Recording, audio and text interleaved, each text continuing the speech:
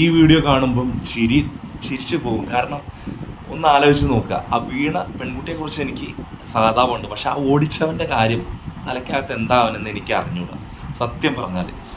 ഒരുപക്ഷെ അവൻ വളരെ കഴിവ് ഏറിയ ഒരുത്തനായിരിക്കാം, അല്ലെങ്കിൽ ഇതുപോലെ ചെയ്യുന്നവരൊക്കെ ഒരുപാട് കഴിവുകൾ ആർജിച്ചവരോ ഇൻബോണ്ട് ആയിട്ട് കിട്ടിയവരോ ഒക്കെ ആയിരിക്കാം. പക്ഷേ അതിനൊക്കെ ഓരോരോ സ്ഥലങ്ങളുണ്ട്.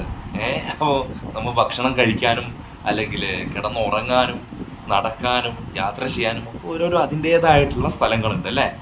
അപ്പോൾ പലതും സ്ഥലം മാറി ചെയ്യുമ്പോൾ ഉണ്ടാകുന്ന ബുദ്ധിമുട്ടുകൾ അത് പൊതുജനങ്ങൾക്ക് കൂടിയാണെന്നുള്ളത് മനസ്സിലാക്കുക. ഇതിപ്പോൾ നമ്മുടെ നാട്ടിൽ കേരളത്തിലൊന്നുമല്ല, പക്ഷേ കേരളത്തിലും ഇതുപോലെ സമാനമായ സംഭവങ്ങൾ ഉണ്ടായിട്ടുണ്ട്. റൈഡേഴ്സ് എന്നും അല്ലെങ്കിൽ സ്റ്റണ്ടേഴ്സ് എന്നൊക്കെ പറഞ്ഞിട്ട് മറ്റേ ഒരു ഡാമിൻ്റെ മുകളിലൂടെയൊക്കെ വണ്ടി ഓടിച്ച് കാലപ്പൊടിഞ്ഞ കേസുകൾ. അപ്പോൾ ഒന്ന് സൂക്ഷിക്കുക, ഇതുപോലുള്ള കാര്യങ്ങളൊക്കെ ഒന്ന് ബോധത്തോട് കൂടിയിട്ട് ചിന്തിച്ച് ചെയ്യാം കേട്ടോ.